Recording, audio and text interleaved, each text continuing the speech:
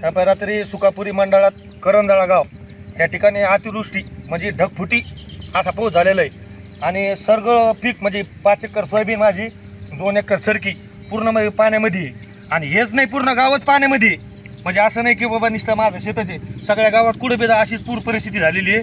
लवकरात लवकर शासनाने याचे पंचनामे करून शेतकऱ्याला आतापर्यंत मदत करावी नाही तर आत्महत्या केल्याशिवाय शेतकऱ्याला समोर पर्याय राहिलेला नाही। याची लवकरात लवकर शासनाने दखल घ्यावी। कोणते तुमचे कृषी अधिकारी कोणी तलाठी पाठवून ताबडतोब पंचनामे करून शेतकऱ्याला मदत जाहीर करावी एवढी सरकारसमोर विनंती। एक माटा